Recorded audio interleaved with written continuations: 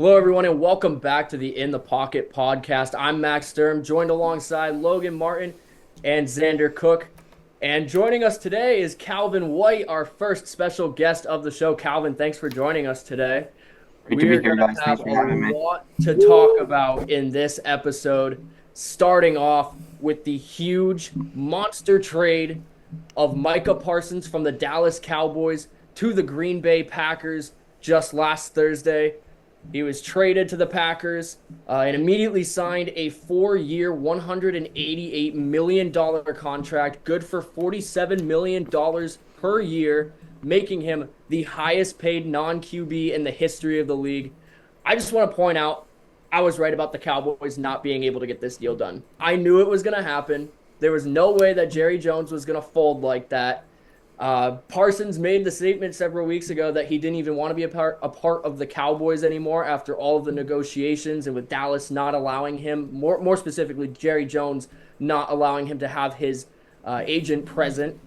Micah was reportedly offered a contract by the Cowboys, however, that would have paid him $40 million annually, but that was too low at that point after the extensions of Myles Garrett and TJ Watt this offseason. And his agent told Jerry to shove it up his ass. So good for Micah, good for his agent, and they finally get a deal done, this time with the Green Bay Packers. Yeah, that was ridiculous. I did not expect Jerry Jones to actually trade Micah Parsons because we've said it on previous episodes. Jerry doesn't trade his star guys. Like he eventually gets a deal done before the season or in the middle of the offseason. And then out of nowhere, Micah Parsons to Green Bay. I couldn't believe it, especially to Green Bay. If you're the Cowboys, you don't trade Micah to a division rival or someone who kicks your ass come playoff time. That Yep. includes San Francisco and Green Bay. And what is he doing? He trades them to Green Bay. Like, what are you doing, Jerry? And then Green Bay, you're getting a general or generational talent. It's a huge win for them. My only concern is 47 million per year. Are A you? lot of I'm right money. there with you, A and we'll lot of get money. back to the numbers here pretty soon. That is insane. I mean, TJ Watt broke the bank with 41 million, so you're thinking, okay, Mike is gonna get 42. 47! Who the hell is his agent? First of How the all, fuck did he work Yeah, that boy, out? boy. I called that. I called that. I said he was going to get Good, you 45 did. plus, and you guys said no. And I also want to give Max his flowers because he did call that. He did call Parsons getting traded. It was such an overpay. It is such an overpay. But he's a I mean, yeah, he's generation. generational. Double-digit sacks every single year. You're in the league. I Yeah, mean, he's exactly. something else. And I mean, their defense definitely is going to look a lot better with Micah Parsons. They gave up Kenny Clark, right? Yeah. Yep. Kenny Clark Just to and match the contract because no other way to get it done. But I mean, that defensive line is still pretty tough. And I mean, So, adding Micah Parsons. so Logan, before I hear your opinion on this, let's go over what the compensation was really quick. So Dallas, honestly, this is a laughable trade in my opinion, but we'll still talk about it. Dallas is going to receive 2 first-round picks and longtime Packers starting defensive tackle Kenny Clark. It sounds good at first, but in reality, this is a terrible trade for Dallas, in my opinion. Firstly, like Xander mentioned, the Packers are a competitive team who, without Parsons, for a few years now, have been contenders in the NFC. So your first round picks are going to be late first rounders. That's just a start. Kenny Clark is a 3-time Pro Bowl selection, so don't get me wrong. He is not a bad player by any stretch of the imagination, but he's now entering his 10th season. He's 29 years old, and he can still add some value to this Dallas defense, but he's not going to be the savior that Jerry Jones is looking for. Jerry Jones, when he was asked about this, he told reporters that the move was to make the team more competitive in the postseason.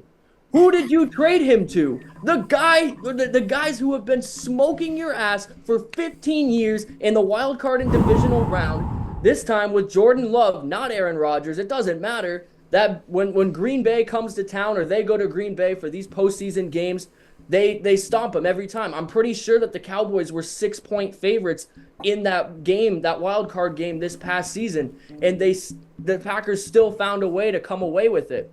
Jerry Jones said that they have been unable to stop the run. And I don't think that getting rid of Micah Parsons and adding a guy who's in his 10th year is going to be what improves this rush defense for them.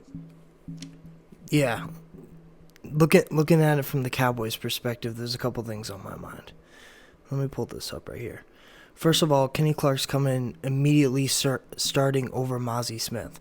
So, you spend a first-round pick on Mozzie Smith, and you trade for a guy that is going to start immediately in front of him. So what does that tell you about, who they're drafting? Mozzie Smith was a waste in their draft pick. If you don't trust him to be starting in year 2, year 3 in his NFL career, why are you taking him in the first round? You know what I mean? And, Jerry Jones came out and said he wants to stop the run. That's the reason behind the trade. What the hell do you mean? I'm looking at these PFF grades, and I love PFF grades because it's so precise. It grades a player based on every single play, whether it was a positive or a negative. Kenny Clark, PFF 57.1 versus the run. Parsons, PFF versus the run, 65.5. So those numbers aren't great, obviously, not very good. But Michael Parsons still has you downgraded, basically. Yeah, right. Parsons still has a better grade against the run. Not to mention Parsons' grade, PFF grade against the pass is a 91.6. His pass rush success rate in 2024, 19.3%. That's ridiculous. So that's 1 out of every 5 pass plays. Micah Parsons is either pressuring the quarterback, sack, forced fumble, whatever it is. So downgrade if you're the Cowboys. Says a lot about their first-round pick in Mozzie Smith. Obviously, that's not working out. His numbers have been terrible. Cowboys definitely lost this trade. Yeah, so let's talk about the run game for a second of the Cowboys.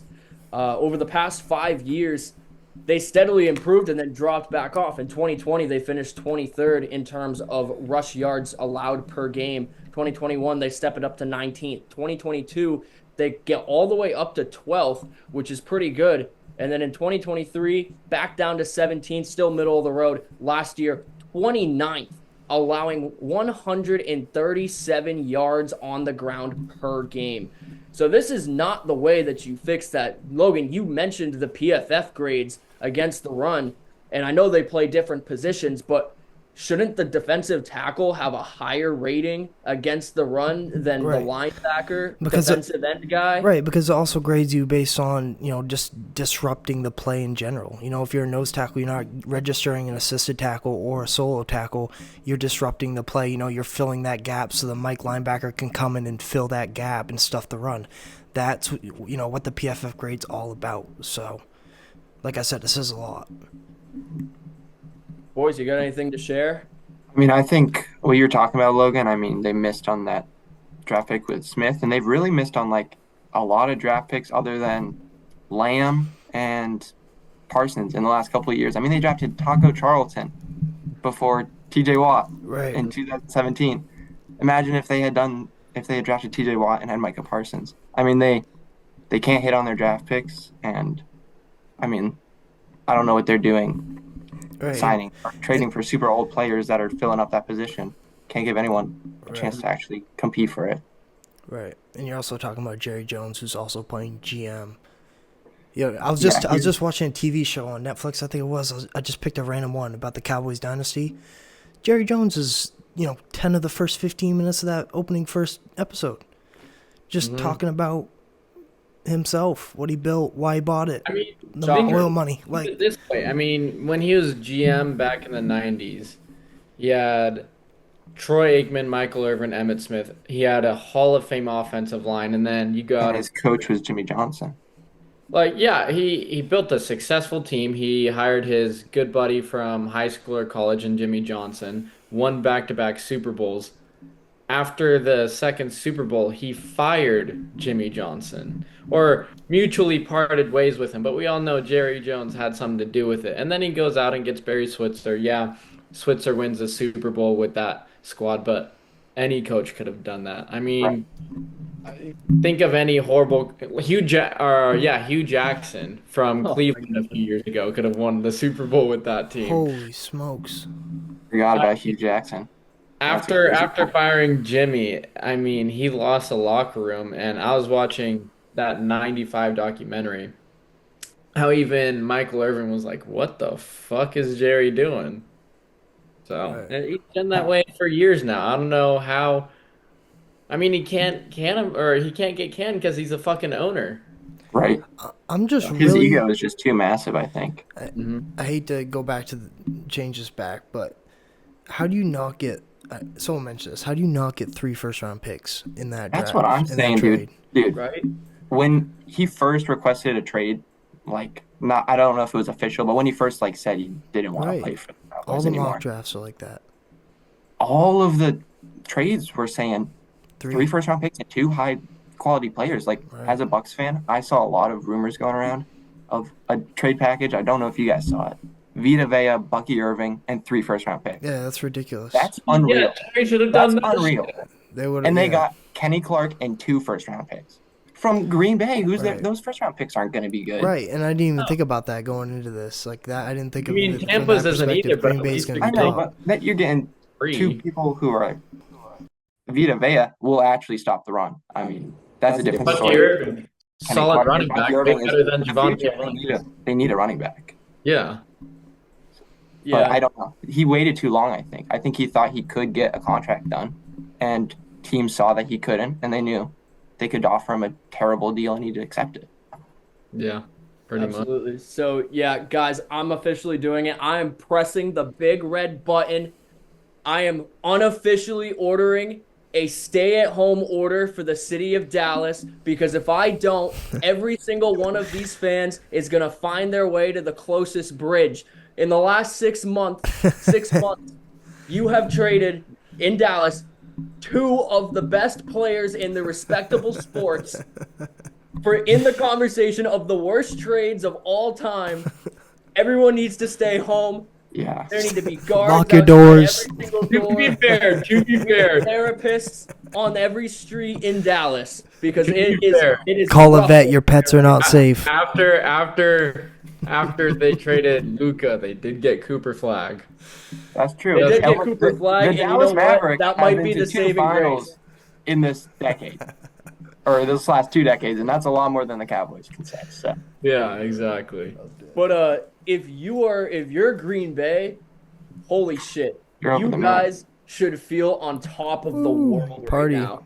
Party You in have Wisconsin. $102 million a year tied up between Jordan Love and Micah Parsons, which is absolutely a lot, but it is absolutely worth it. Think about how young this team is right now. An average age of 25 years old, youngest among all 32 teams. Every position is young and has developing talent. They have depth at each position, offense and defense. Your offense is already ranked fifth in yards in the last season. And same with the defense. They also finished fifth in yards allowed per game. And now you've added one of the game's best defensive players to that roster in Micah Parsons, who, by the way, is only 26 years old and is in his prime, and it has 52 and a half sacks in his first 4 seasons. He cleans up the edge for Green Bay. Defensive end for the Packers. The defensive ends for the Packers ranked just 20th in pressure rate and average time to throw last year. Rashawn Gary production dipped in 2024, but now he's paired with Parsons, and he will draw less attention, making his path to the QB much easier. 12 sacks and 90 plus rush rate in 2024 while only playing 13 games for Micah Parsons. Green Bay, you guys just hit the lottery and you have become serious Super Bowl contenders. And You know what this is kind of similar to? Got to go back to 1993, the last time Green Bay had a young quarterback they didn't really know much about. Could he get the job done? Could he not?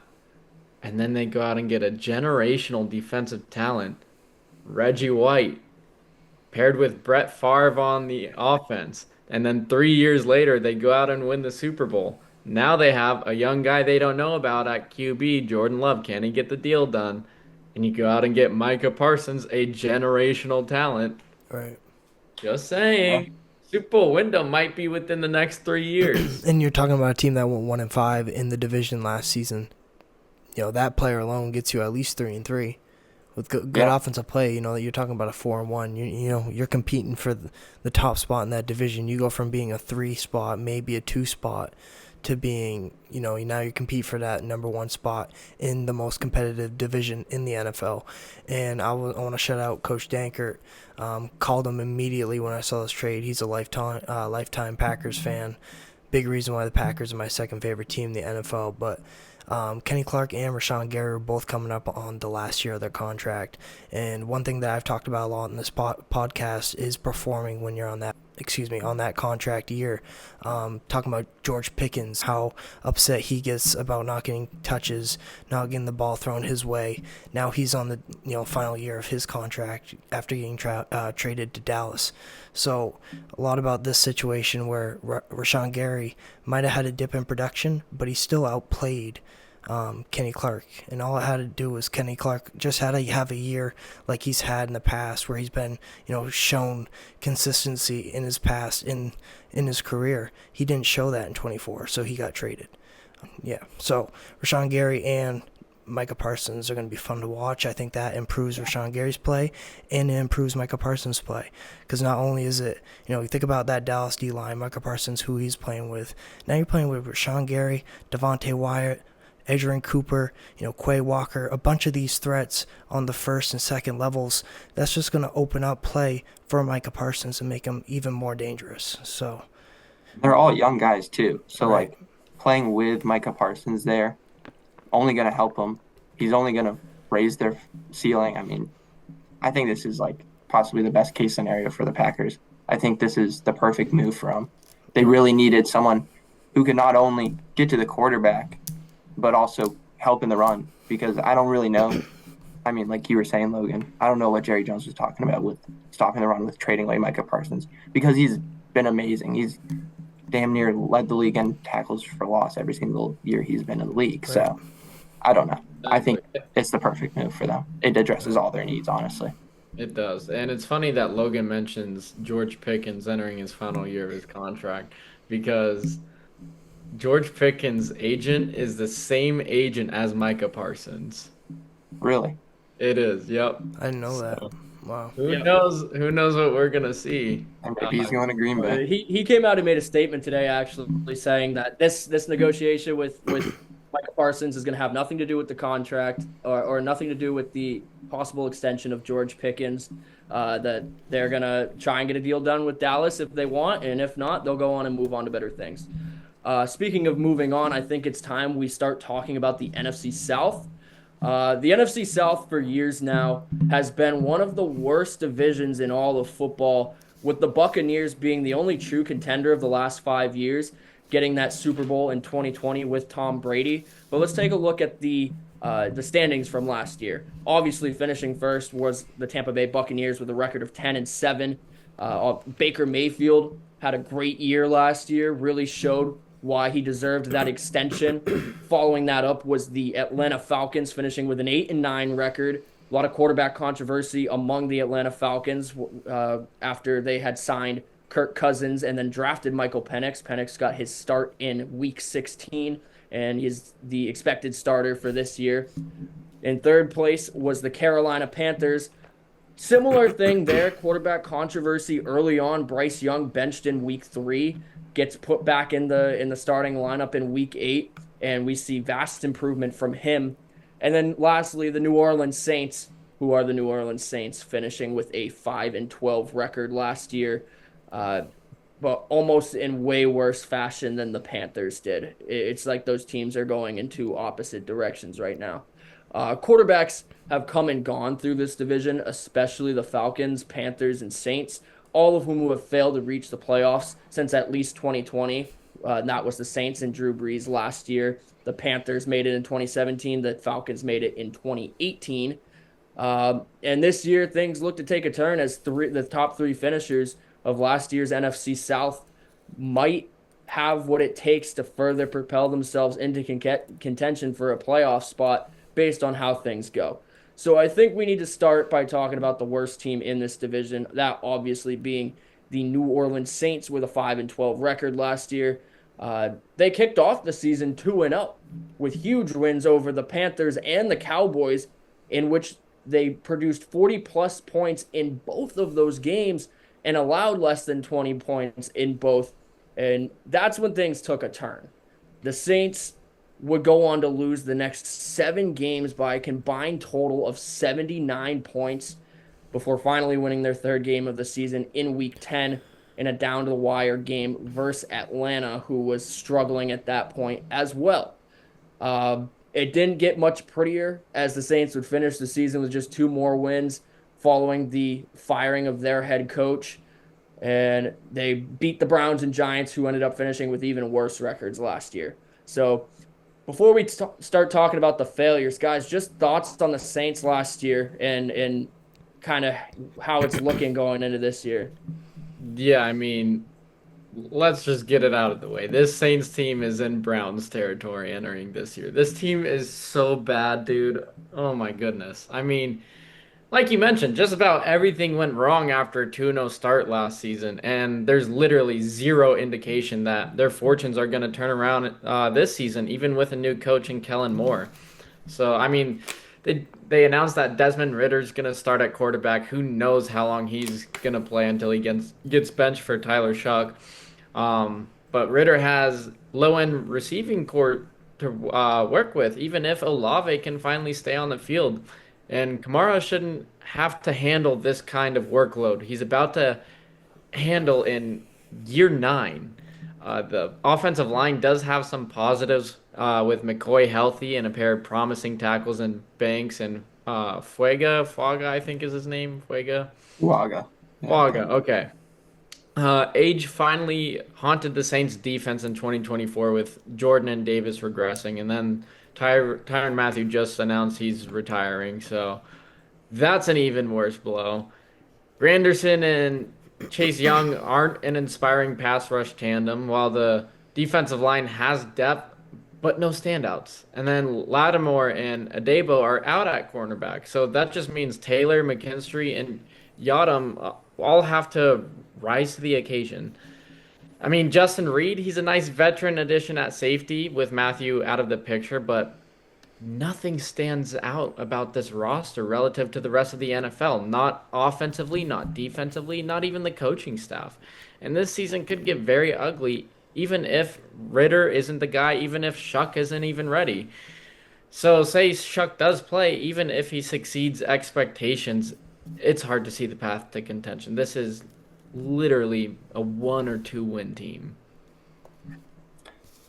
Yeah, I mean, I don't see how they improve from last year at all. I think 5 wins last year was honestly impressive for that team after that 2-0 start, because Derek Carr went from looking like an MVP candidate to looking like the worst quarterback I've ever seen play football in a long time. And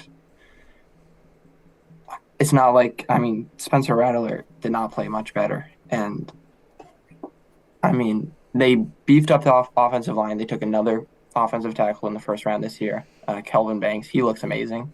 I think he's definitely going to help, but I don't think it really matters because who's going to be throwing the ball consistently there? And do we really trust Kellen Moore as the coach of that team? First time being a head coach in the NFL with a terrible team, terrible defense. It's a bad mix there. I don't think there's much hope.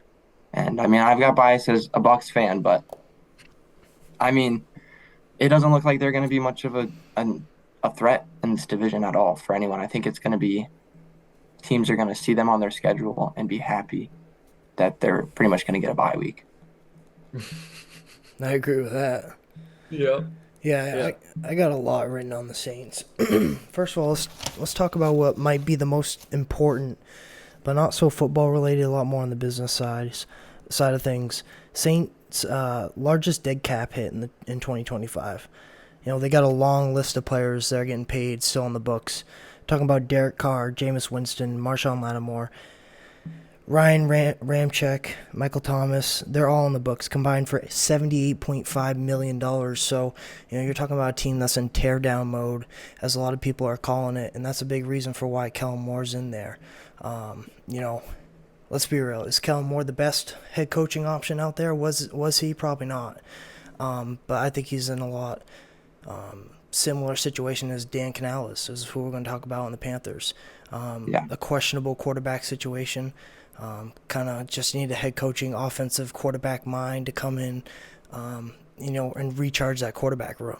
And that's what Dan Canales did. You saw Bryce Young late in 2024 show what he hasn't shown his entire career, what might have saved Dan Canales' career. So, interesting. The Saints are in a shitty position with that right there. $78.5 million, paying a bunch of guys that aren't even on the team. That's going to cost you. Just a lot of uncertainty with the quarterback room. But, one thing I liked about it is Kellen Moore took his time. Like, I think this is personal to him. You're talking about a guy who's worked with good quarterbacks, Dak Prescott and Jalen Hurts, when he was with the Eagles. So he knows what he's doing with the quarterback position. He took that quarterback competition pretty seriously. That came until the end. You saw that. So is Spencer Rattler the best option in the long run? Definitely no. The Saints in 2024, bottom 3 team against the run. What was their solution? Bring in Brandon Staley, one of the worst head coaches against the run. So this is, like I said, lowest expectations in the NFL. Not much to really be hyped up about this team. I got them going 3-14. Yeah. Yes. Kind of honestly the opposite of what you were talking about, Max. With the Packers being such a young team, they kind of seem fired up and ready, and the Saints are like the exact opposite. It's an old team. Everyone on that team seems tired. They don't really feel like they're playing for much. When I see a Saints game, it doesn't seem like that team really. And they understand that they're in that portion of the league. You're not really competing. The most exciting thing they've done in the last 2 years is go and get Trey Palmer, who got waived by the Bucks, and they went out and got Devon Veal.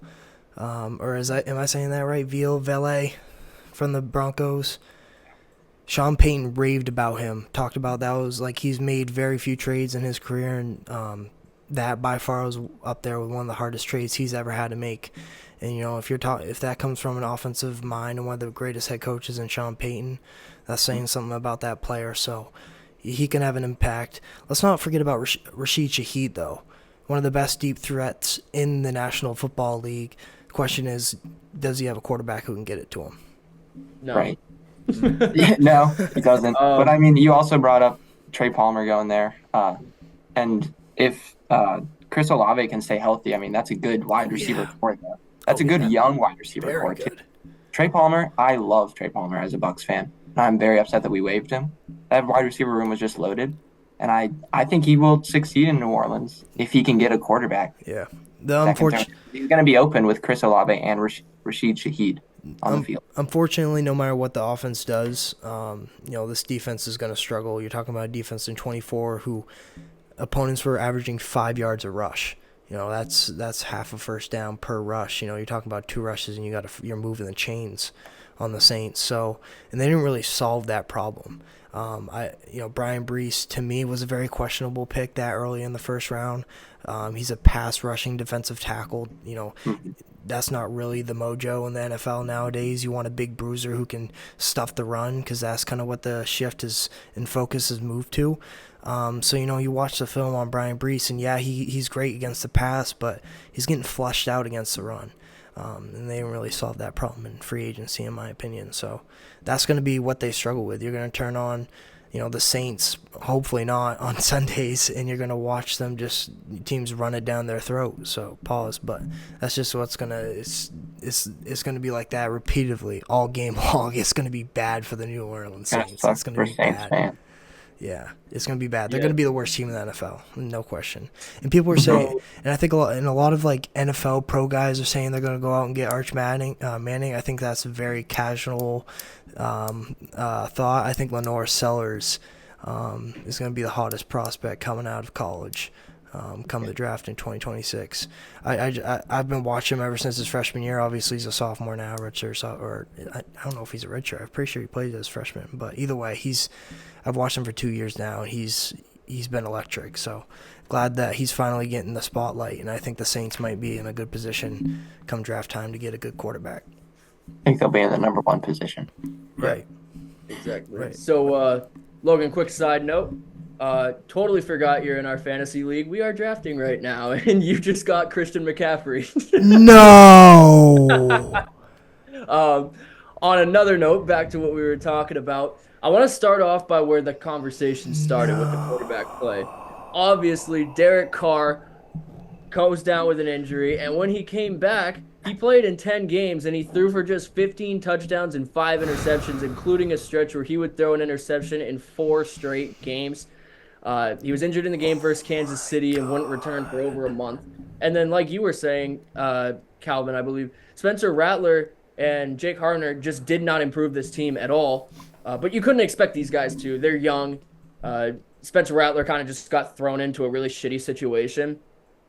But somebody, and Calvin, I think it was you who said it too, about the Saints team just looking tired. And I think that has so much to do with the coaching last year. Of course, Dennis Allen started out the season as the head coach, and they started strong. They appeared to have a team in position to make a run, especially after smoking out the Cowboys, which many people did not expect.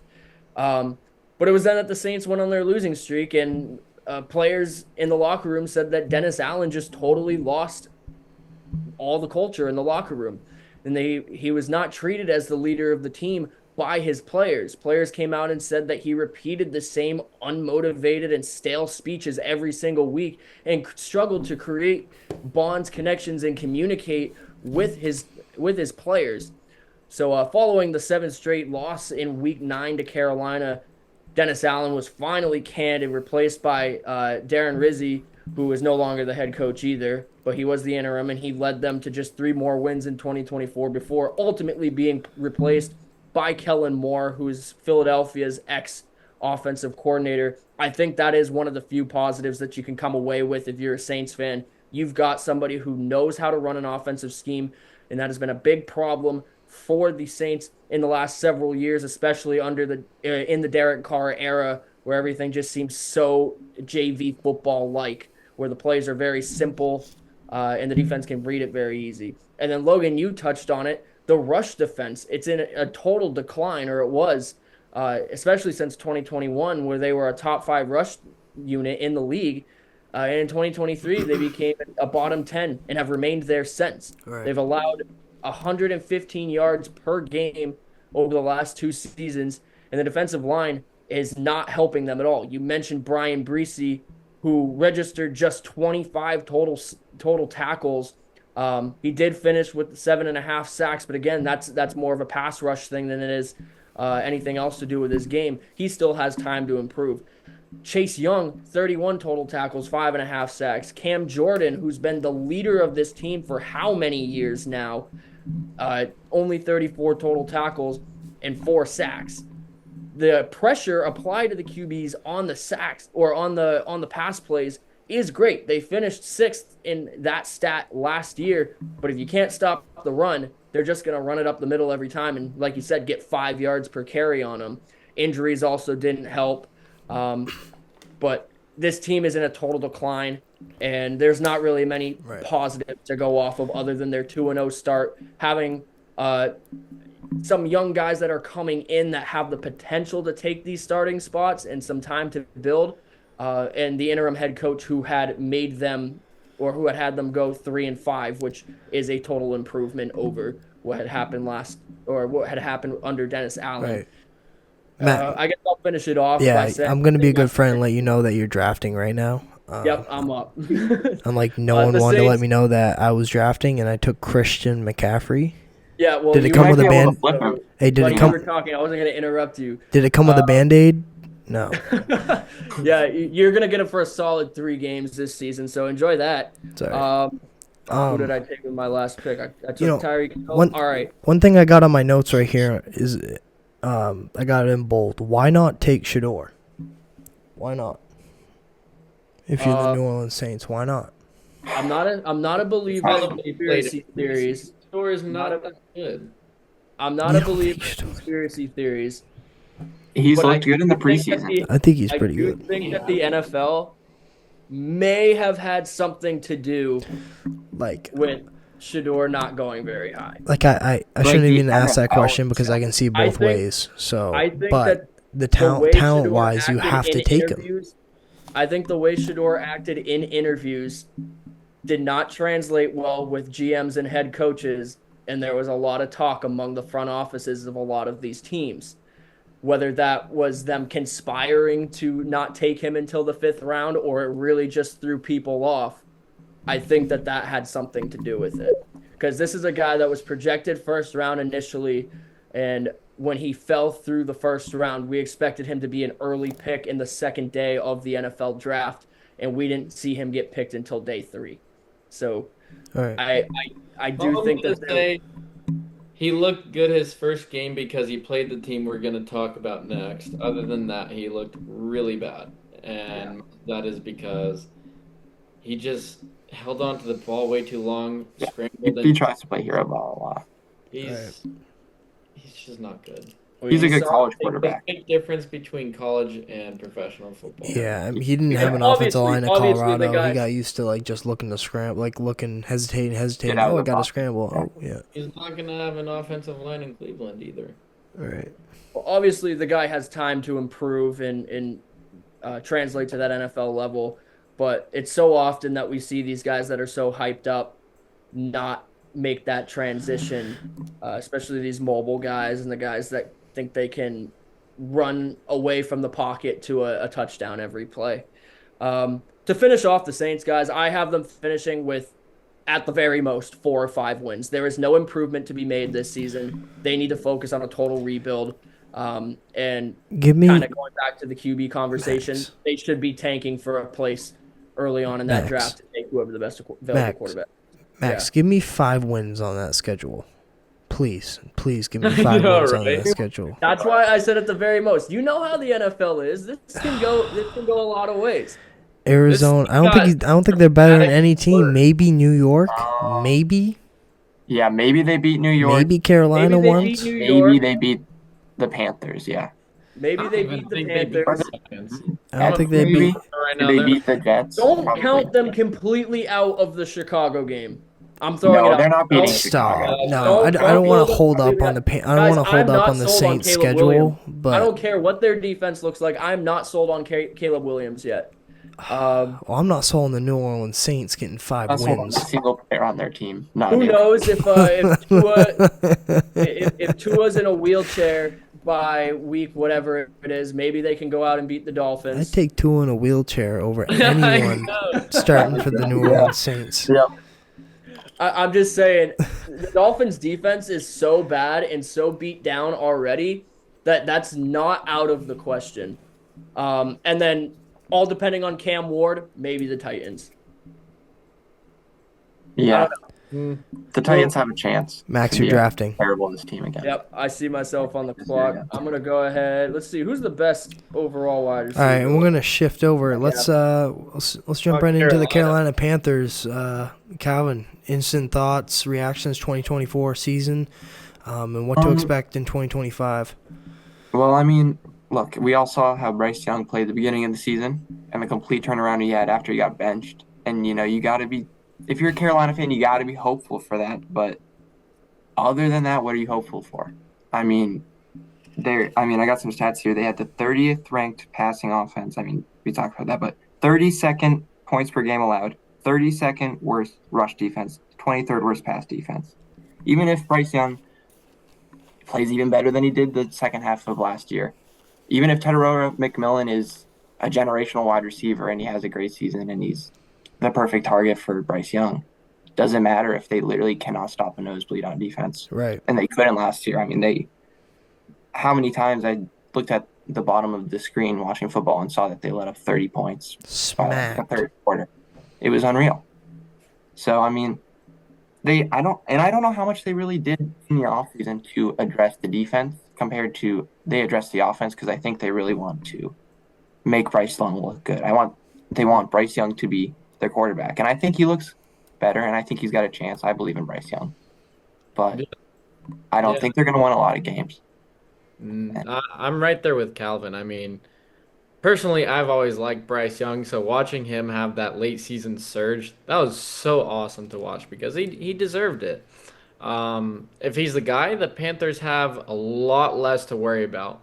However, we've seen him be inconsistent. So if he's not that guy, that stretch prolongs what has been a difficult 6+ years under David Tepper's ownership, who, by the way, could be the next Jerry Jones. David Tepper has sucked for Carolina. Rough. The pieces are in place for Carolina's offense to be competent, like Calvin said. Though whether Bryce Young can sustain the way he was playing late last year is still a question mark. Adding McMillan was the only notable receiving weapon to the mix, but that's not insignificant. The offensive line is pretty good. That should help Chuba Hubbard have another solid year out of the backfield. But like Calvin mentioned, there's so much pressure on this defense to start playing competent football. I mean, the addition of Derek Brown returning is a great start. Outside of him, this is still a really bad front seven unit. And there isn't much of a pass rush here either. I mean, the loss of Josie Jewell leaves behind real questions at the inside linebacker position. And then you move on to the corners. The only standout they have is J.C. Horn, and his availability is always less than certain. And they re-signed Michael Jackson, Exactly. who did not play well last year. Nope. And then Trayvon Moreg, he's a decent add to the safety room, even if his contract was really, really bad, massive overpay. But nothing can be ruled out in the NFC South, especially if this defense can somehow come together. And I mean, somehow. I'm skeptical the Panthers are ready to make a leap despite being competitive late last year. And it's because of that defense. They're just not good. You can have all the weapons on offense, but you need a valuable defense to compete in this league. So I think they're 5-7 win team at most. Oh, Yeah, wow. So obviously the defense is a huge factor. In fact, this team and this defense set an NFL record for the most points allowed in a season last year with 534, obviously ranking dead last in the league last year. They also ranked last in total yards, yards per play, defensive value over average. They ranked last in QB pressure and produced the third least amount of sacks in the league. But guys, I do think there's upside for this team. Bryce Young was subsequently benched in week 3 and replaced by Andy Dalton until week 8. Bryce Young comes back and leads the team to 3 more wins in the second half of the season and looked phenomenal for his standard. Obviously, that defense kind of kept them out of a lot of games, and even when they were out, they were still close. We saw them compete down the stretch very well. So his development has been very fun to watch. In his last 3 games, they went 2-1. Young threw for 7 touchdowns and didn't throw a pick. That's huge improvement over what he started with at the beginning of the year. Also going into last year where he did not have a very good rookie season. The offensive line has been developed with Damian Lewis and Robert Hunt, which proved to be worth the money. They go out and they draft a guy to help improve this line as well. And then they played well in the close games. Like I said, they don't always win them, but they went 3-1 in overtime last year. That's huge. If you can win those close games, then you always are giving yourself a chance to be competitive. Yeah. Yeah. I don't know about 5 wins, but I think there's optimism about this. What was that? You think they're getting less than 5 wins? No, I think they can get more than 5 wins. Yeah. I have them between 5 and 8 wins. Yeah, I got them around 8. 5-7. Yeah, so Canals, year 2, okay? Can Xavier Legette step up, okay? And that's the problem. You draft up and get him at the 32nd overall pick, and what does he do in 2024, his rookie year? 31 receiving yards a game. That's a major disappointment. I kind of have a problem with, I think Tet's going to work out, and I really hope he does. I don't pray on anyone's downfall. I love to keep it positive. But, he was the biggest question mark for me at receiver going into it. Big body guy. But when I think about NFL and I think of great receivers, regardless of size, how much separation can you create? So I think that's the question mark with Tet going into the regular season when he faces the first string defenders. You pick him at 8th overall. I'm looking at a lot of guys behind 8th overall: Colston Loveland, Tyler Warren, Jalen Walker at linebacker. They struggle at linebacker. Walter Nolan at defensive tackle. Shamar Stewart, Emeka Ibuka, a bunch of guys that I arguably think are just as good as a pick as Ted is. Excuse me. But when I say optimistic, I'm talking about this offensive line. We're talking about Taylor Moton. Am I saying that right? Taylor Moton, the right tackle for the Panthers. Mm-hmm. Here's a fun fact for you. He allowed 1 sack in 2024. That's the 3rd time he's done that in 4 seasons. And what else did they do? They went out and got Lewis, and I'm pretty sure who they get. Where they get Hunt at the other guard position. They got 2 guards in free agency. And then you got a young left tackle who's pretty good. They're struggling at the tight end position. I mean, you have, who's it, Sanders out of Texas? Mm-hmm. Sanders out of Texas at the tight end position. Oh. And you spent 2 first-round picks on wide receivers in the last 2 years. And what's been the biggest problem for the Panthers? Defense, stopping the run. I had a stat on here that I underlined. But yeah, something about, I want to get it right. Fourth team in NFL history to allow 3,000 rushing yards in a season. That's ridiculous. We're talking NFL history. We're talking tens of years of NFL being played. They're the 4th team in NFL history. Dead last in pass rush grade. A 37.5 run D grade. Defensive grade of 44.7. Just a bunch of defensive struggles.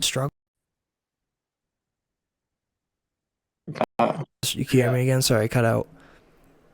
Can you hear me? Yeah. A bunch of defensive struggles, and you're spending first-round picks on wide receivers. But it makes sense. An offensive-minded coach, his job was to come in, and we talked about it. Kellen Moore, similar situation. Just throw someone in there to hopefully recharge the quarterback. We saw Bryce Young perform pretty good in some spots late in 2024. Is it enough to prove that he can be the starting quarterback for a whole 17 games? Yeah, I think so. But how is it going to go? I don't know. Hopefully it goes a lot better after you spend 2 first-round picks on receivers. Hopefully in year 2 that goes great. Big question mark. I love Hubbard, Chuba Hubbard coming out of the backfield. He's great. Drafted him on fantasy in the 3rd or 4th round. I love that guy. He had his best year in 2024. I want to get the stats right. 250 carries. Just under 1,200 yards, 10 touchdowns. He was a stud, and behind a great offensive line, which in my opinion might be the most underrated offensive line in football. I think he could repeat that. So, balls in Bryce Young's court right now. Hopefully Canales got him right for this year. He's on the hot seat. Bryce Young's on the hot seat yet again. The fire under his ass isn't as hot as it was last year, but it's going to be there if he doesn't perform well in the first 3 to 4 games in 2025. But yeah, I think this team has a very, very high ceiling. But I think that ceiling is like 10 wins. And when I say very high, I think that's very high for the Panthers, not high in general. 10 wins is a reach, but that's like the high ceiling I see for them. If the defense can pull it around, the offense is good enough to get them 9-10 wins, but I can see them around 7 to 8. Sorry to take up all that time. I'm feeling frisky about the Panthers tonight. It looks like an issue with the router and echo. Wow, Alexa's going crazy right now. Yo, Alexa. 1 second. Yeah, I think they can get around 8 or 9 wins. I think I'm predicting a Bryce Young. He's going to prove a lot of people who still have doubts about him wrong. I think now that they've really built around him on offense, I mean, that offensive line, like you said, it looks good now. I think Tedorora McMillan, yeah, he definitely struggled with separation, especially against the better, like, man-to-man cornerbacks in college.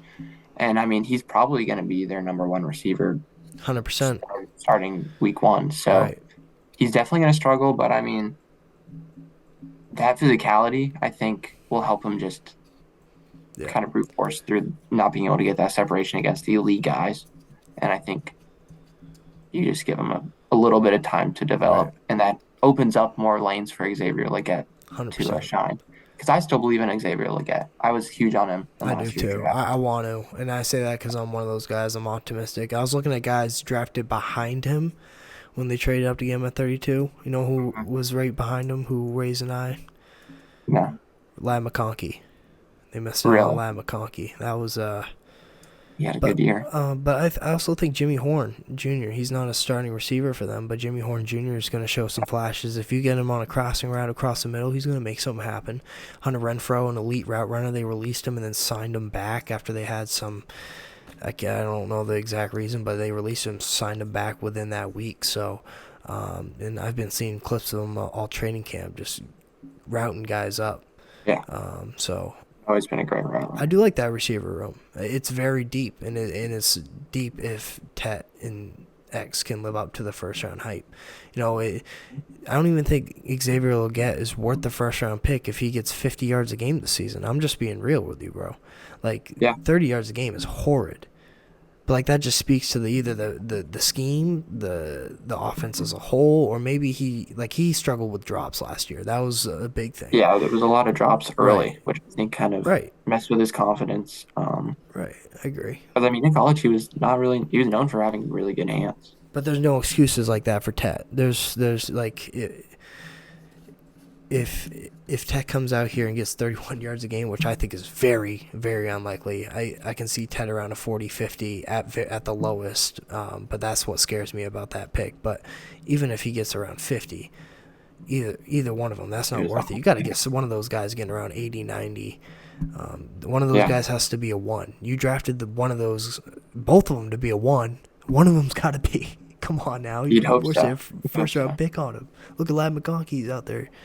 You know what I mean? So All right, guys, gonna move on here because we got two more teams to cover, and the next being the Atlanta Falcons, finishing with an 8-9 record in 2024. Guys, I'm gonna be honest. I am a closeted Falcons fan. I love this team, and I love their fan base. I feel like they have gone through almost as much pain as the Bills as an organization and as a fan base. The 28-3 game counts as 3 Super Bowl losses, Yeah. and they lost another one in 1998 to Elway and the Broncos. I would love to see They this. shouldn't have even been there. It should have been Minnesota, dude. Had it not been for Anderson. Yeah, Yeah, that Gary Anderson, the GOAT. was karma Yeah. for them getting there from the missed field goal. I wholeheartedly believe that this team can make a run to the playoffs this year, and I believe that they should. And they can make some noise if they qualify. Again, we talked about it earlier, going over the preview for this, about the quarterback controversy that they had all year. They paid Kirk Cousins 4 years, $180 million, and then weeks later drafted Michael Penix with the 8th overall pick in last year's draft. And then after 15 mid-weeks from Cousins, after he had a 6-4 record, I believe, to start the year, he went out and basically shit the bed. He had 16 interceptions and 13 fumbles in those games in that second half of the season. So they really just had some issues. There were some big failures. We talked about Cousins. The defense did not do well in the pass rush game. Matt Judon did not prove to be a valuable asset in addition to them, thus his release this past year. He had just the pass rush finished 31 or second to last in sacks with just 31. The defensive coordinator and the defensive line coach both fired. And then I'm trying to remember who's their head coach's name again. I keep forgetting. Morris. Yeah, Raheem Morris. He was saved. Bears legend. He was saved for this year. They did not end up cutting him, but he's got his issues too. I think his clock management is extremely questionable in those close games. Very similar to what I see out of Buffalo a lot of the times, where we just keep deciding to run a prevent defense and leave the middle of the field open when we're in a game with two 2 or 3 minutes left, we just let them get those yards over the middle, take everything underneath, but they keep getting it regardless. Um, I love what I saw out of Michael Penix in the 3 games that he played. 3 touchdowns, 3 interceptions, not wild on the stats, but we have to acknowledge what he was able to accomplish in just his first 3 games. I don't know if you guys remember watching that game versus the Commanders, but that one came down to the wire and was extremely exciting. And then we saw them beat out the Panthers in overtime last year in the final game of the week, which obviously it's the Panthers. It was, like we said, a historically bad defense. But I really do think that this year could be the year that the Falcons make their way back into the playoffs for the first time since 2017. And guys, I've got the Falcons maybe not winning the division, but ATL is going to be back in the playoffs with 11 wins this season. Wow. That is a bold take. That's a hot take. Wow. I love it. And that's a hot take, and I'll tell you why. The question is, did the Falcons get better this offseason? On paper, yeah, I think they definitely did. And they will be better this offseason if Michael Penix is great this year. But he's only played 3 games. He only had played week 16, 17, and 18 last season. So now he's going to get a full 18 games. We still don't know what he's capable of. And whether he plays great, it's not out of the question, but odds are he's not. There's going to be growing pains. He went through growing pains in those starts he made down the stretch. I mean, 3 touchdowns and then the 3 picks. The running game, it's obviously going to be strong with Bijan Robinson handling the ball. I mean, he's a top 5 running back. He's incredible. And then you have Drake London, who looked like a stud at wide receiver 1 last season. But depth at the receiver position isn't that strong. I mean, you did have Darnell Mooney step up in 2024. But it's probably time to hop off the Kyle Pitts train, even if he is a passable. Wait, you didn't draft him first overall? Oh no, I'm still on the hype train. I Fuck, can't get off I messed up. I messed up. I got off the Kyle Pitts hype train last season. I He's said gonna have so many touchdowns this year, I believe. no. And then you have defense. Defense is a bigger concern than the offense. The Falcons are hoping that Walker and Pierce can upgrade their horrible pass rush. And they could. They very well could. But those are 2 guys who could need some time to develop next to Floyd. The defensive line hasn't gotten the same Onyemata since that the Saints got, while Ellis is a nice success story at linebacker. And then you have Jesse Bates, who is a dog in the secondary. And next to him is A.J. Terrell, who had a terrible year. And used to see that guy. Now he's not anymore. And then there's cornerback concerns outside of him.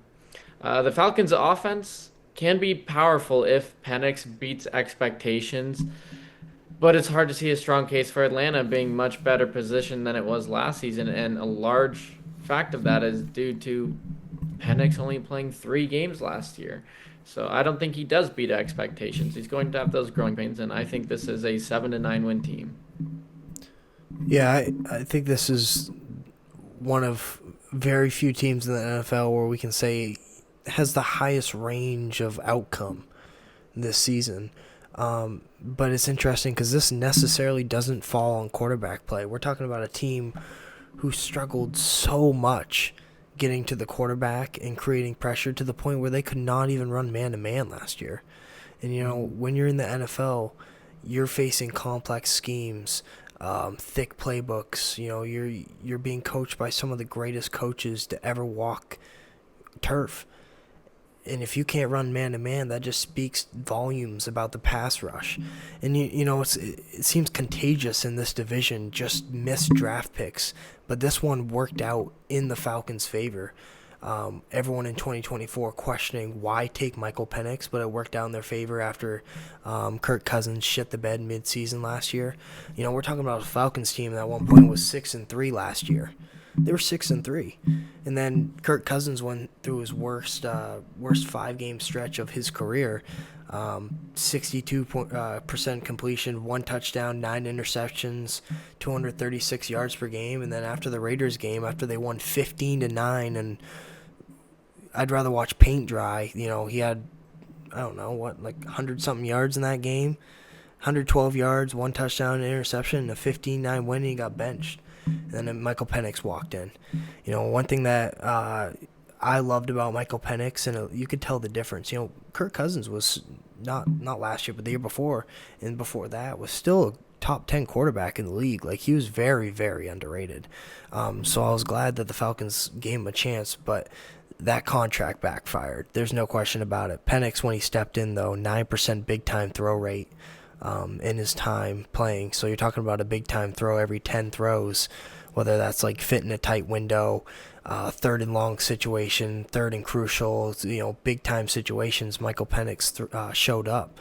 He's comfortable in the pocket. He might not be the most athletic guy, but he can make stuff happen because he's so smart and he is so comfortable in the pocket. You know, Raheem Morris signing James Pierce from Tennessee, and then guy out of Georgia. Why am I blanking on his name? Jalen Walker out of Georgia. Walker. Yeah. So the thing about Pierce is they're going to have him at edge, and that's the position they need right now. They need someone to get to the quarterback. They got James Pierce playing there. Looks like he's going to be, you know, their future at edge for sure, at edge alone. One thing that concerns me about him is he's a freak athlete, but can he rely on athleticism at the NFL level? That's yet to be known.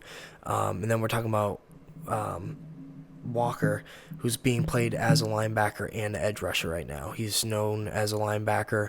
You know, he's 6'1", 245 pounds. He's small for the edge position. You know, edge position, you usually want a guy who's, if he's, you know, smaller in size, you want him lengthy, a guy who has long arms, and if not, you want a guy who can stuff the run. So it'll be interesting to see how these guys pan out. I really like Xavier Watts, the 3rd-round pick from Notre Dame. He's a starter already. He's instantly going to make an impact. But I think there's a lot to be happy about in Atlanta. Max, I love your take, 11 and whatever. I don't know if it's 11 and whatever, but they are the threat to the Bucs in this division. I do like what I see from Michael Penix. Bijan Robinson is Bijan Robinson. I love the offensive line. They got receivers. Drake London, 1,200 yards last year. Darnell Mooney, in my opinion, one of the 5 most underrated wide receivers in the NFL. Yeah, I love this team, man. Kyle Pitts. Should I draft Kyle Pitts right now? Should I go draft him right now? Don't do For the it. Hold on, culture. I have the pick. I have the pick. Do I do it? Pull the Don't trigger. do it. Pull the trigger. No, I'm gonna draft JJ McCarthy as my backup QB. Even Max is off the Kyle Pitts train. I have him in another league. I do have him in another league. I got him with my 16th round pick. That's Guys, value. yeah, I might have been coming on a little bit strong saying 11 wins, but I realistically can see this team winning 9 to 11 games in this season. Xander, you're right. The defense absolutely needs to improve this year. But it's not like they have a terrible unit. You've got a guy like A.J. Terrell who's leading this squad. They go out and they draft several guys to fill out that secondary. They sign some free agents as well, like Jordan Fuller and Mike Ford, who can come in and add some depth. And then it's just all about development. The Falcons are a young team on paper, and they just need the time to develop it. Will they outdo the Bucs this year and win the division? I think that's a strong thing to say, but I do think that they will be within 1 or 2 games of winning the division this year, because I have the Bucs winning 11 or 12 games. I'll go ahead and spoil that right now. I have the Bucs winning 11 or 12 games this year. So if Penix performs on the high side, the defense improves, and this team comes together to be what they are capable of doing, they have a real chance to win the division. Yeah, I 100% agree. As a Bucs fan, honestly, the Falcons are the only team that are giving me any worries that we're not going to be 5-time in a row NFC South champions.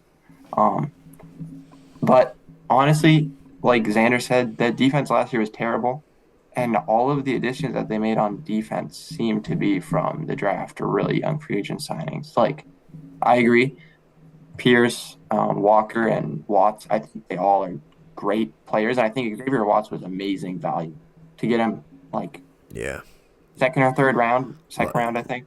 Third round. Unbelievable. Third round. A Third lot of round? guys Yeah. had him like That's debatably crazy. second round early. Yeah. He was high on my board. Yeah. And I think he slots him perfectly there. They've been looking for a safety. What do you think about AJ Terrell? I want to see him shine. I want to see him come out and be AJ Terrell, what we expected. You know, we're talking about a defense that struggled. We're talking about guys, defense with Jesse Bates, AJ Terrell, Grady Jarrett at the time. Like, you got studs on that team.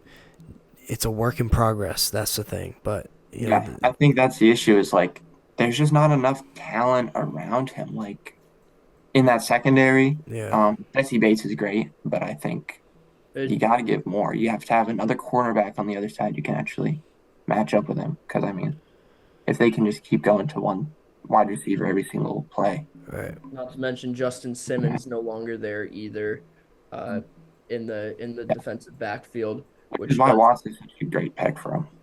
Yeah. I think.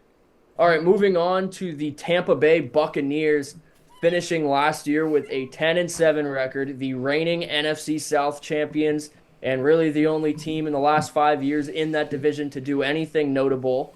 Ever since winning that Super Bowl, they have won every single division title since that time and have qualified for the playoffs with mixed performances in each year. Baker Mayfield last year had an all-time, or for him, an all-time year, doing very well. You know, he had a great season throwing the ball. He read defenses well. He kept the turnovers down. He has great weapons around him, but he knows how to use them in a way where one's not being overused, and you really don't know who to cover, whether it's Mike Evans, Chris Godwin, some of those other guys you have around. Bucky Irving made an awesome rookie campaign last year as a running back. Really excited to see what he'll be able to do this year. He had over 1,000 yards last year, which is just incredible. Baker Mayfield's numbers were 41 passing touchdowns, 70% completion rate. So really great from the former first overall pick, who a lot of people thought was dead in the water after his fallout with the Browns and going to Carolina, revitalized Then to his the career Rams. in that one game with the Yeah, Rams. can we talk about that, That man? drive. Dude, we got to I- give people their flowers before they retire. Like, I'm big on that. Like, give them the props when it's due. Dude, Baker Mayfield, his career on the effing line, dude. 98 yards, like it's nothing. 98 yards, one Unbelievable. day knowing the playbook. And then, I and watched then that drive and I said, the Bucks got to get this guy. yeah, dude. And then it happened the next year. And you don't understand how hyped I was. I've always been a Baker supporter. And I Dude, think this yeah, is the perfect place same. for him to be. He was done so dirty by Cleveland, and He look was, what dude. Cleveland has done since. Yeah, they went out and He they hurt his replaced shoulder. him with the fucking diddler, bro. He should He be hurt on his this shoulder. flag. He should be Like on this one flag. mid-season. It wasn't even a bad season. He had a mid-season because he had a torn rotator cuff or something. Yeah. And they said, nah, we'd rather And- have Deshaun Watson. Subsequently, after last year, Baker Mayfield ends up signing a 3-year, $100 million contract. Actually, I guess that was last year. $50 million guaranteed, and he proved last year why he deserves that contract. And I wouldn't be surprised if there's an extension after this year to keep him there long term. I think this contract, despite the numbers, was more of a feel it out contract, see how it is. Can this guy really compete and bring this team back to the glory of 2020? And so far, he's proving that he can. Calvin, as a fan of the team, I would be really interested to know what your concerns are with the team, because on paper it doesn't look like there's a ton, but obviously there's something that's keeping this team from advancing further in the playoffs. Yeah. Well, I will be honest. As a Bucks fan, I have not enjoyed the coaching of Todd Bowles the past 4 years, even though he has led us to 4 straight NFC championship or NFC South championships. Only coached just NFC South championships. The way he coaches, especially in the big moments in the playoffs, I don't like it. And I think it's Yeah. either too aggressive on defense or Yeah. not aggressive enough on offense. Way He's too aggressive on defense. Yeah. Way too And aggressive. here's a little stat. Rush defense last year was fourth in the league, but the pass defense was 29th. You don't see that kind of disparity very often on defense. Usually one of them's bottom ranked and one of them's maybe middle in the pack because one of them affects the other.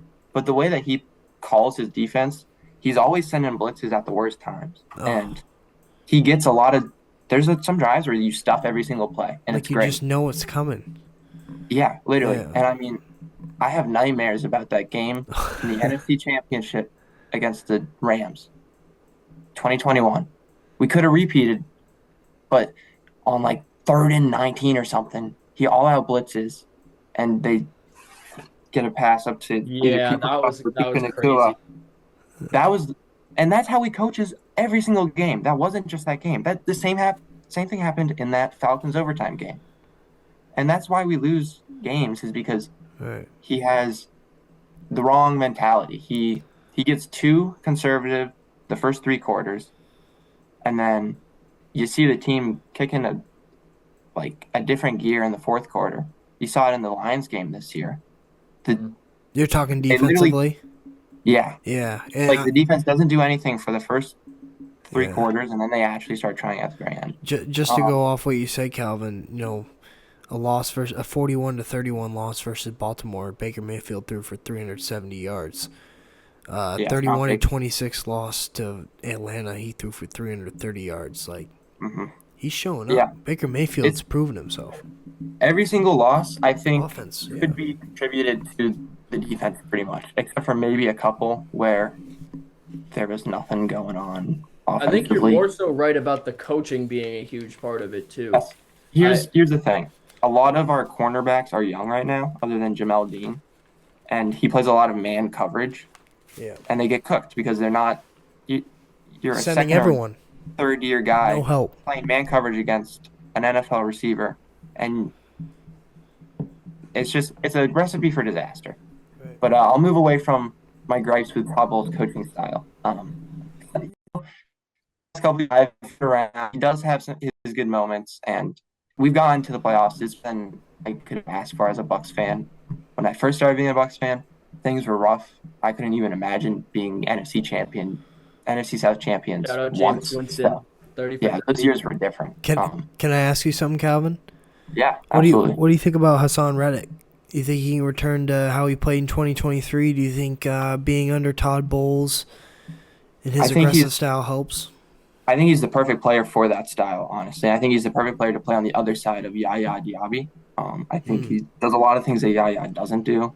Yaya is really great at getting to the quarterback and getting to the rusher, but like a running back. But when it comes to disrupting things, he doesn't always. He's a home run or strikeout kind of player. Right. Hassan Reddick is very consistent. Like a third down, like come Yeah, on the exactly. field. We need you to get to the quarterback quick. Yeah.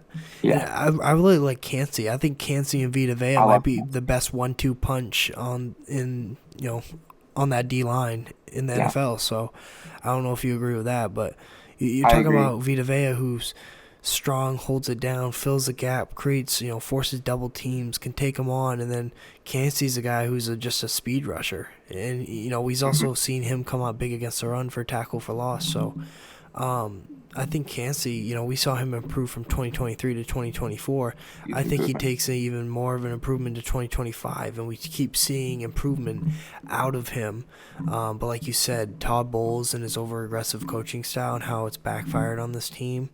I'm looking at a lot of these scores and teams just getting 30 points, especially in the middle of that year. So, And for a defensive-minded coach but to have that kind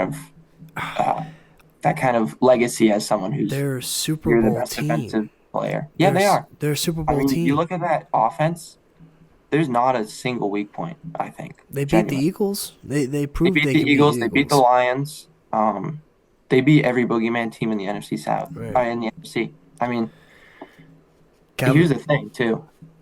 I mean, when they beat these teams, they're also injured. Like last year, their wide receiver room was torn up the entire time. Chris Godwin missed the entire season, basically. He's going to miss the beginning of this season, but it's not even that much of a worry because of how stacked the offensive Receiver room is. receiver room is. I Yeah, mean, like a Mecca Buka. Yeah. Ibuka is a crazy pick. Tez Johnson, that I Yeah. mean, I'm surprised he fell that far. I'm so And- excited he's on the team. One thing I don't. One loss, big loss for Tampa Bay is Liam Cohen.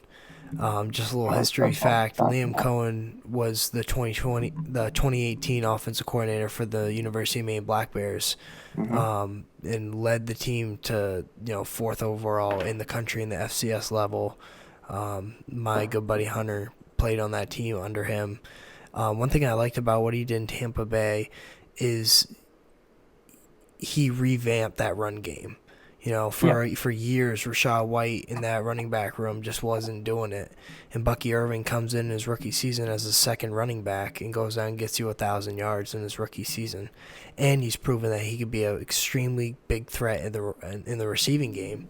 I'll get the hell away from here. Don't knock my camera down. But yeah, I think the loss of Liam Cohen. I'm sorry, I'm blanking on who the offensive coordinator is now, but that's a huge loss of Josh Liam Cohen. Grizzard, I think he was.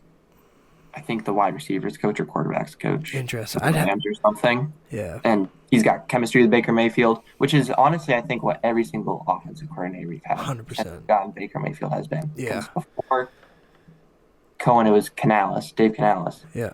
And he sucked at calling running plays. He would always halfback wham up the middle with Rashad White, who is not an up the middle type back. Man. He's a back who, once you get him into space, he's great. Yeah.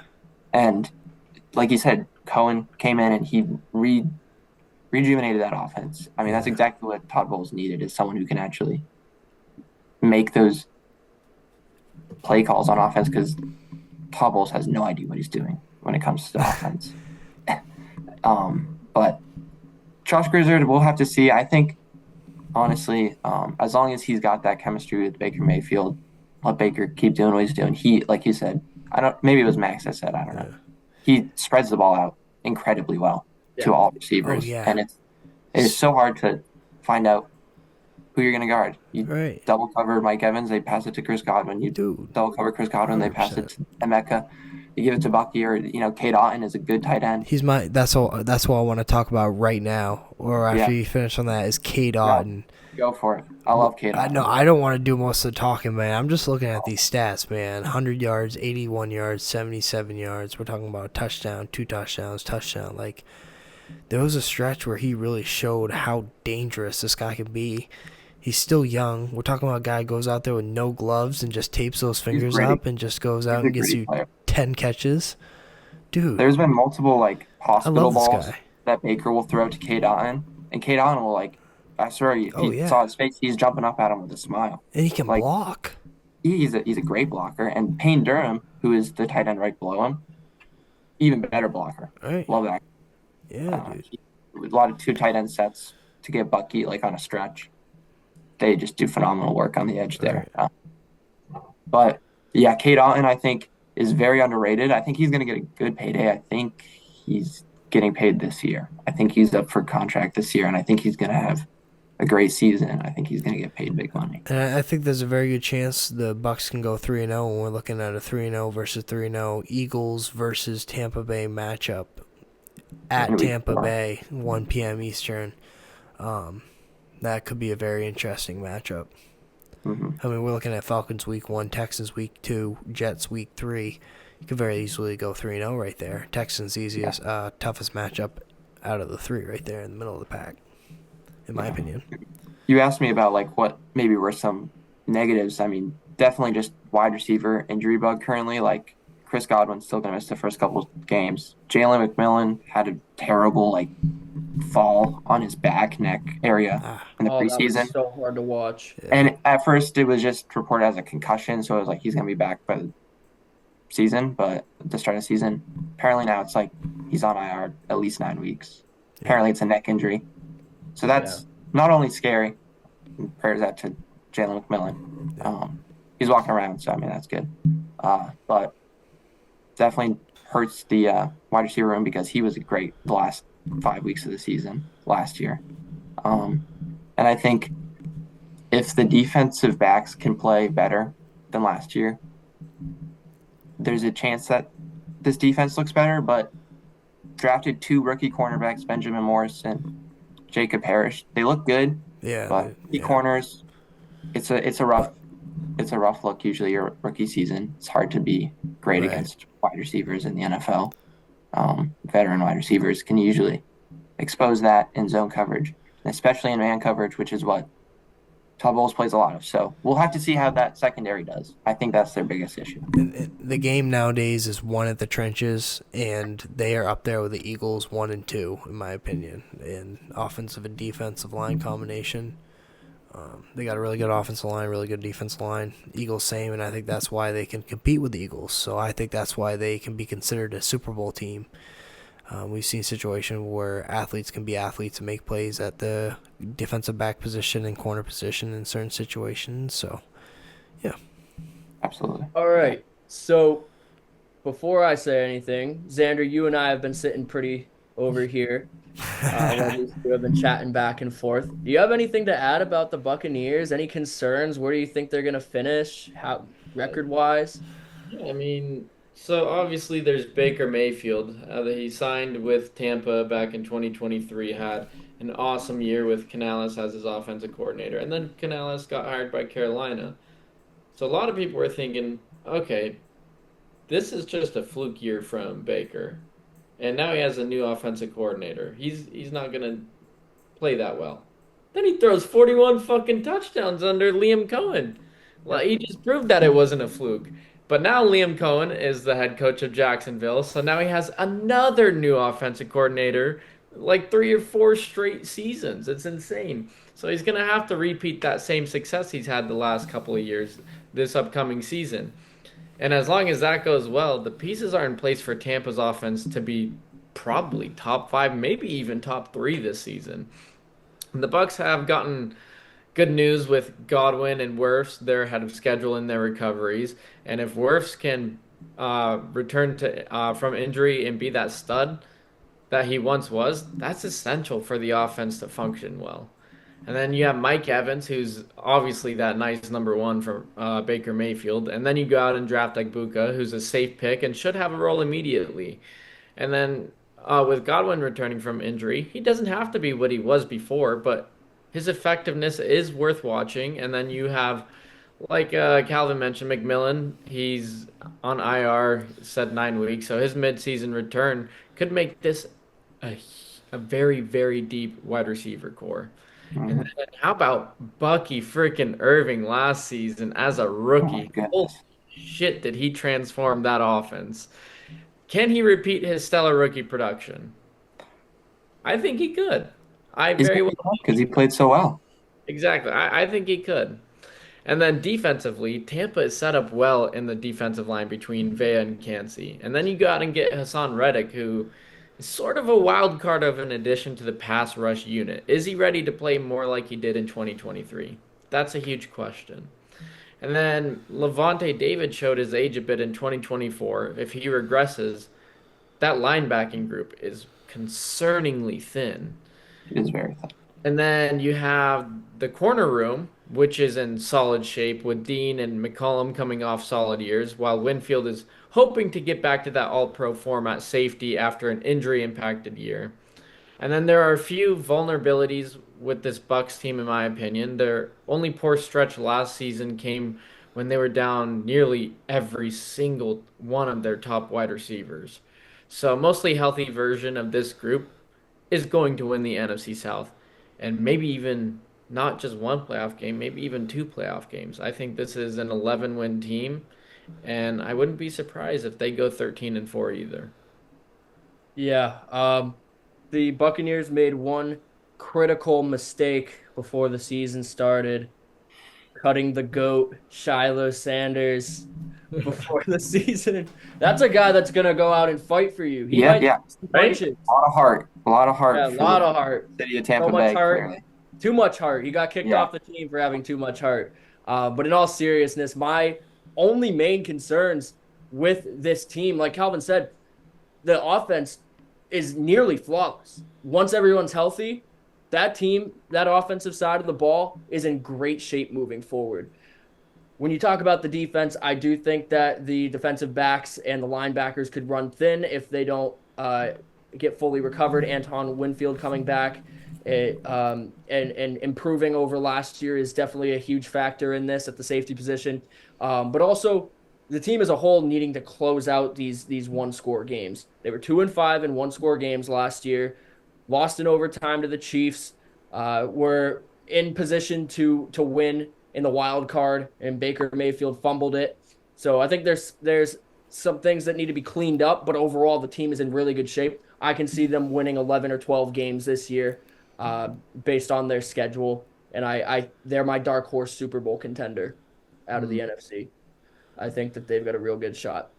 Yeah, I mean, that offense was top 5 in everything last year. So, I mean, that's a recipe for success. If that defensive back group can play well, I think this is a record-setting 5 straight NFC South championships for the Bucs. Yeah. Guys, any closing thoughts on the South before we sign off for the night? All right. Well, guys, thanks for watching the In the Pocket podcast. Thank you, Calvin White, for joining us today. We will have you back soon, I'm sure. That was a great conversation we had, our longest episode yet. Guys, make sure to tune in as we are going to shift gears to the AFC in our next episode. What do you think, guys? Should we start with the East? Start with a bang. Let's do it. Yeah, the East is the most interesting division, I think. Yep, I agree. I think we'll start with the AFC East in our next episode, so be sure to tune in. Subscribe to the channel for more content. And I will be watching. Thank you all for watching. Have a great rest of your night.